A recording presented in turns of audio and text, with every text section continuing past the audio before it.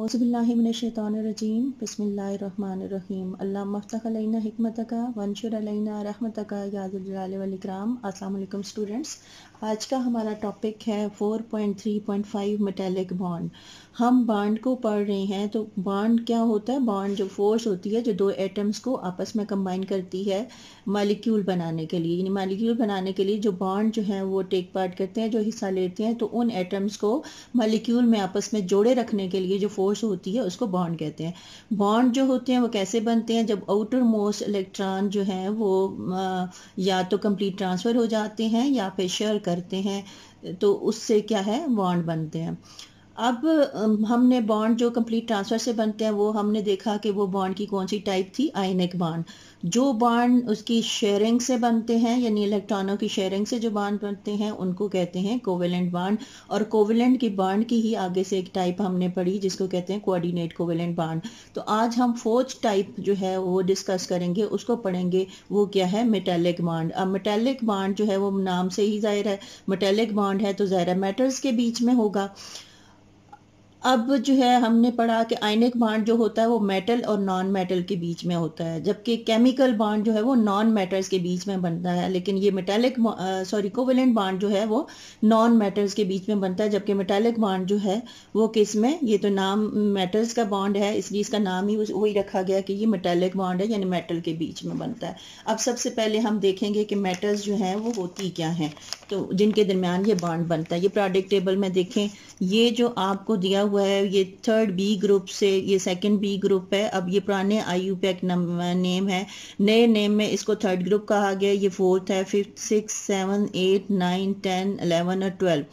IUPAC या IUPAC जो है वो international union of pure and applied chemistry है, जो कि इंटरनेशनल यूनियन है जो केमिस्ट के लिए या केमिस्ट्री के लिए प्रोग्रेस के लिए बनी है, जिसका हेड ऑफिस अमेरिका में है। तो वो सारा कुछ डिसाइड करते हैं। तो इन्होंने पहले तो नाम इस तरह दिए हुए थे कि 8 जो है वो 8 ग्रुप थे जिनको ए ग्रुप कहा गया, और जितने के जितने ट्रांजिशन मैटर्स थे उनको बी ग्रुप कहा गया था। लेकिन न्यू में जो है ये थर्ड बी जैसे लिखा हुआ, तो ये पुराने आईयूपैक नेम है। तो अब जो है न्यू आईयूपैक ने जो दिया है उसमें जो जैसे कि मैंने आपको बताया ये थर्ड से लेकर 10 तक ये जितने ग्रुप है, यहाँ से यहाँ तक ये थर्ड से लेकर 10 ग्रुप है। या फिर अगर पुराने को हम देखें जैसा कि आपकी बुक में दिया हुआ है, डिस्कस किया हुआ है, तो ये सारे बी ग्रुप हैं। तो बी ग्रुप में जितने भी हैं ये ट्रांजिशन मेटल्स हैं, और ये आपको जो येलो कलर के नज़र आ रहे हैं ये सारे मेटल्स हैं ये भी। अब ये सारे मेटल्स की एग्जांपल है, तो इनके दरमियान जो बॉन्ड बनेगा वो कौन सा होगा? मेटालिक बॉन्ड होगा। जैसे ये देखें, ये एल्युमिनियम है, जिंक है, कॉपर है, निकल है, कोबाल्ट है, यहाँ पर आ जाए ये सिल्वर है, ये कैडमियम है, ये गोल्ड है। तो ये सारे के सारे क्या है? मेटल। ये जितने भी आपको नज़र आ रहे हैं यहाँ से यहाँ तक इस रेक्टेंगल में जो ब्राउन कलर का है, ये सारे ट्रांजिशन मेटल्स हैं। और ये जो आपको येलो नज़र आ रही हैं ये सारे के सारी ये भी मेटल्स हैं। तो ये सारे इनके दरमियान जो बॉन्ड बनेगा उनको क्या कहेंगे? Metallic bond. जो ये बनेंगे ये मेटल्स के और नॉन मेटल्स के, ये जो हैं ये वाली भी सॉरी ये जो हैं मेटल्स और नॉन मेटल्स के दरमियान, ये अल्कली अर्थ मेटल हैं, ये अल्कलाइन अल्कली मेटल्स हैं, ये अल्कलाइन अर्थ मेटल्स हैं। और ये जो हैं ये ट्रांजिशन मेटल्स हैं, और ये वाली जो हैं ये मेटल्स हैं। तो जो मेटल्स और नॉन मेटल्स के बीच में बनता है बॉन्ड उसको आयनिक बॉन्ड कहेंगे। जो सिर्फ नॉन मेटल्स के आपस में बनेंगे वो क्या होंगे? वो कोवेलेंट बॉन्ड बनेंगे। और जो मेटल्स में होते हैं आपस में वो क्या होते हैं? Metallic bond. अब ये मेटालिक बॉन्ड होता क्या है, अब हम देखते हैं। फर्ज करें ये जो मेटल्स हैं जिनके एटॉमिक नंबर बहुत ज़्यादा हाई होते हैं, ज़ाहिर है एक एटम तो नहीं होता, कोई भी मेटल ले लें। फ़र्ज़ करें हमारे पास गोल्ड है, या ये देखें ये आयरन की ये बनी हुई है, आयरन की डब्बी बनी हुई है, तो ये लोहे की है। तो इसमें ये जो भी चीज़ें बनी होती हैं मेटल्स की, वो एक एटम नहीं होता बल्कि कई एटम आपस में पैक्ड होते हैं, तो जो सॉलिड फॉर्म में है मेटल को बनाते हैं। तो ये देखें, फ़र्ज करें हमारे पास ये मेटल्स है, ये डिफरेंट एटम किसी भी मेटल के दिए हुए हैं, ये बहुत ही करीब करीब जुड़े हुए होते हैं, इनके दरमियान स्पेस नहीं होती। तो ये आपको मैं समझाने के लिए बना रही हूँ। ये एटम है और ये इनके अंदर ये न्यूक्लियस है सबका, ये न्यूक्लियस है।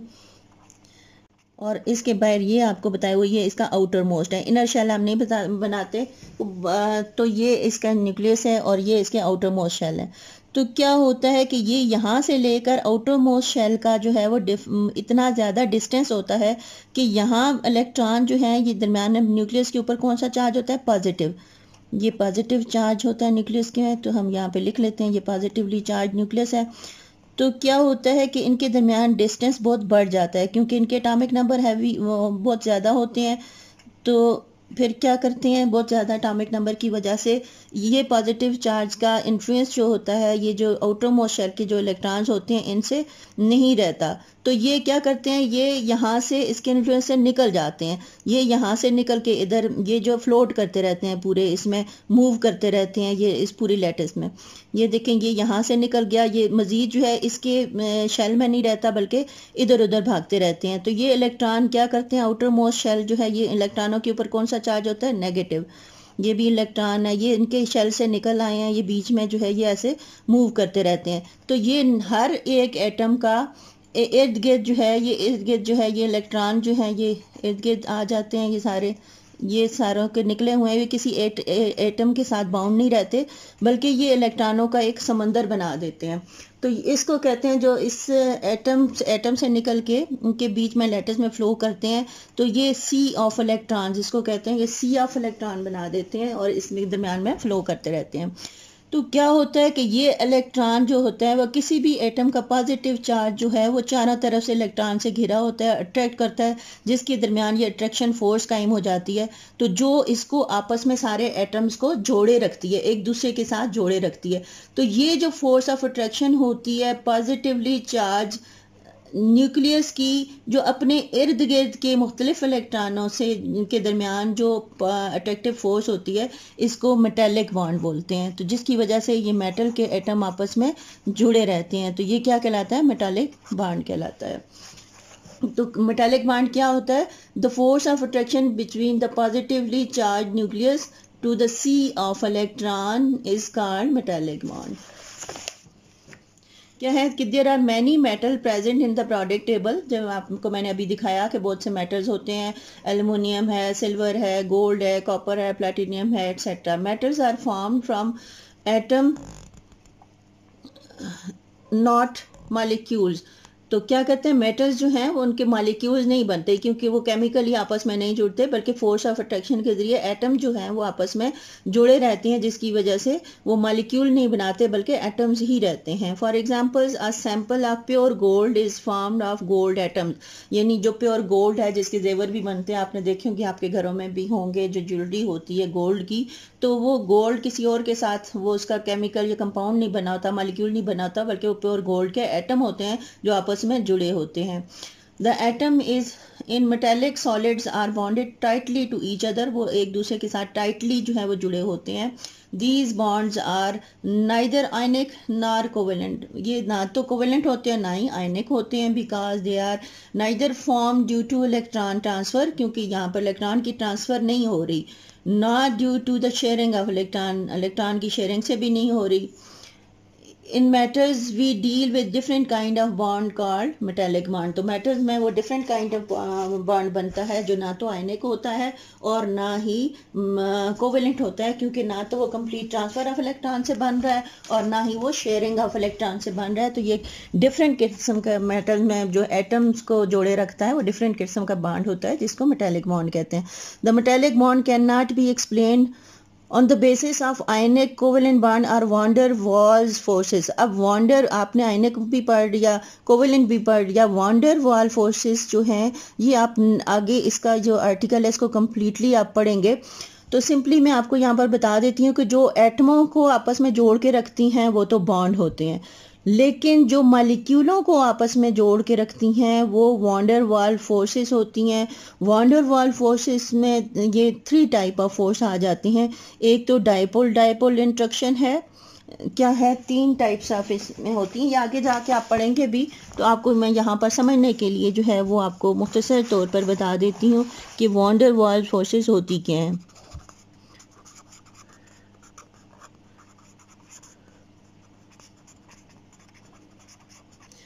वॉन्डर वाल फोर्सेस वो होती हैं जो मॉलिक्यूल्स को आपस में जोड़ के रखती हैं। ये जो है ये आयनिक बॉन्ड और कोवेलेंट बॉन्ड क्या करते हैं, ये एटम्स को आपस में जोड़ के रखते हैं, जबकि वॉन्डर वाल फोर्सेस जो होती हैं वो किसको जोड़ के रखती हैं आपस में, मॉलिक्यूल्स को। यानी मॉलिक्यूल जब किसी भी बॉन्ड के जरिए आयनिक या कोवेलेंट बॉन्ड के जरिए मॉलिक्यूल बन जाते हैं तो उन मॉलिक्यूल्स को जो आपस में जोड़ के रखने वाली फोर्सेस होती हैं वो वॉन्डर वाल फोर्सेस होती हैं। और वॉन्डर वाल फोर्सेस जो होती हैं वो 3 टाइप्स की होती हैं।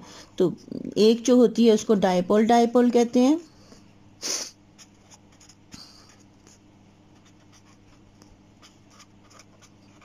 डायपोल डायपोल इंटरेक्शन है। दूसरी जो है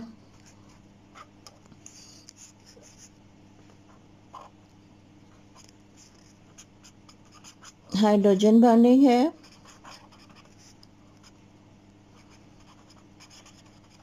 और तीसरी जो है वो है LDF। LDF क्या होता है, London dispersion force.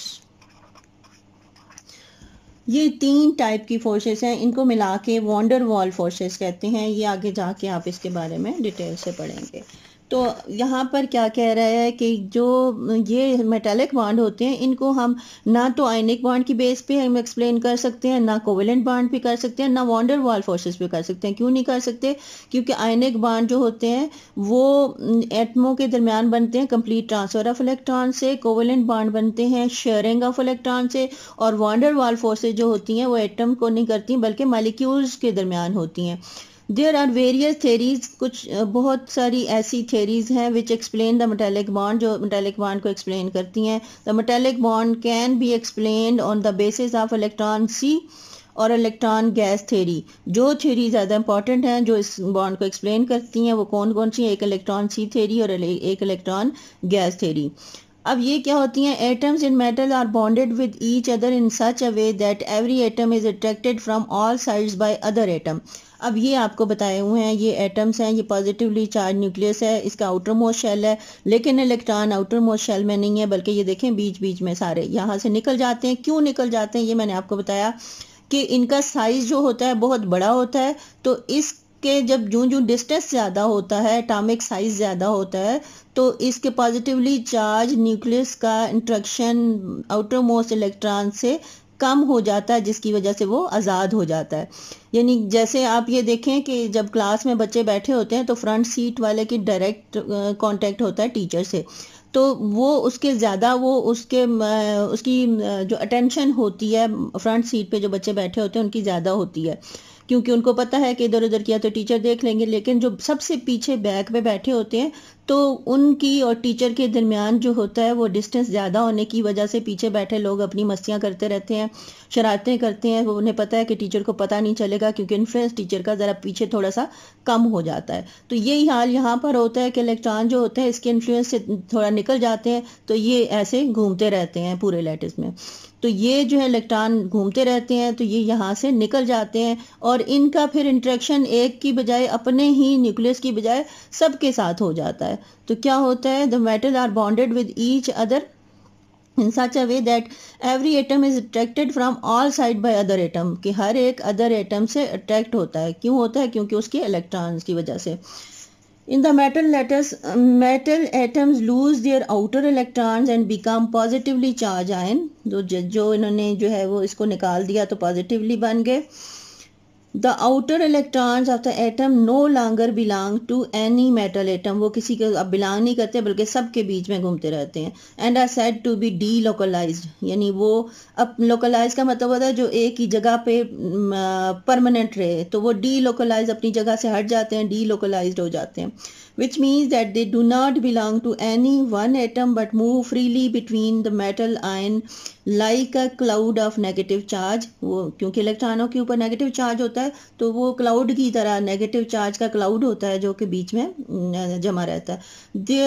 These mobile electrons form a sea of electrons। ये मोबाइल का मतलब होता है मूव करते हुए, मोबाइल इलेक्ट्रॉन यानी जो मुसलसल मूव कर रहे हैं, तो वो एक जगह से दूसरी जगह, दूसरी जगह से तीसरी जगह, तो ये मोबाइल इलेक्ट्रॉन्स क्या होते हैं, फार्मेसी ऑफ इलेक्ट्रॉन, ये इलेक्ट्रॉनों का एक समंदर बना देते हैं, सी बना देते हैं अराउंड द मेटल एटम। जो मेटल के एटम होते हैं जो पॉजिटिवली चार्ज में अब चेंज हो गए हैं क्योंकि इलेक्ट्रॉन उनके चले गए हैं, तो वो जो होते हैं वो उन पॉजिटिवली चार्ज न्यूक्लियस के इर्द गिर्द एक इलेक्ट्रॉनों का समंदर बना देते हैं, which are held together in metallic lattice, जो कि इकट्ठा मेटल लेटिस में इकट्ठा रहता है। The chemical bonding that results from the attraction, जो केमिकल बॉन्ड जो इनके दरमियान अट्रैक्शन की नतीजे में आता है, बिटवीन किन के दोनों के दरमियान attraction, between metal positive ion, metal का जो पॉजिटिव आयन है उसके दरमियान, and the surrounding sea of electron, जो उसके इर्द गिर्द इलेक्ट्रॉनों का सी है उसके दरमियान जो फोर्स ऑफ अट्रैक्शन होती है, उसके नतीजे में जो अट्रैक्शन फोर्स बनती है उसको क्या कहते हैं, मेटालिक बॉन्ड। अब आगे आपको बताया गया एक्टिविटी है कि identify 10 common substances in and around your home and indicate whether you would expect them these substances to contain ionic, covalent और metallic bonds। आप अपने घरों में इर्द गिर्द में, अपने स्कूलों में, अपने इर्द गिर्द में कुछ चीज़ें जो हैं वो देखें और देखें कि उनमें कौन सा बॉन्ड बना हुआ है। तो चलें, ये आपको चीज़ें मैं बता देती हूँ, बॉन्ड आपने बताने हैं। आप ले लें अपने किचन से सॉल्ट ले लें, जो साल्ट होता है उसको ले लें और उसका मुझे बताएं कि जो टेबल साल्ट है यानी सोडियम क्लोराइड है, उसका नाम, केमिकल नाम है सोडियम क्लोराइड, फार्मूला है उसका NaCl। तो आपने मुझे बताना है कि ये उसमें जो है वो कौन सा बॉन्ड बना हुआ है, आयनिक बॉन्ड है या फिर कोवेलेंट बॉन्ड है या फिर मेटालिक बॉन्ड है या फिर कोऑर्डिनेट कोवेलेंट बॉन्ड है। दूसरा सब्सटेंस जो आपने लेना है, अगर आपके घर में ज्वेलरी है, चाहे वो सोने की है चाहे चांदी की है यानी गोल्ड या सिल्वर की है, वो ज्वेलरी आप ले लें, या रिंग है चाहे ईयर रिंग्स हैं जो भी है, तो उसका आपने मुझे बताना है कि उसमें कौन सा बॉन्ड है। इसके अलावा आपके घरों में जो एसिड अगर है, जो वॉशरूम वगैरह साफ़ करने के लिए क्लीनिंग पर्पज़ के लिए रखा होता है, कोई भी एसिड है उसका बताएं आप कि उसमें कौन सा बॉन्ड बना हुआ है। आयरन की चीज़ें हैं, आप कोई आयरन की लोहे की बनी हुई चीज़ ले लें, उसका बता दें कि उसमें कौन सा बॉन्ड है। इसके अलावा आप जो हैं वो चलिए मुझे कमेंट सेक्शन में कमेंट करके बताइएगा कि आपने कितनी चीज़ों का जो है घर में देखी है, कम से कम 5 चीज़ें देखी हैं और उनका मुझे बताएं। कमेंट सेक्शन में कमेंट करें कि कौन सा बॉन्ड है उनके दरमियान। खुश रहिए, खुशियाँ बांटिए, अल्लाह हाफिज़।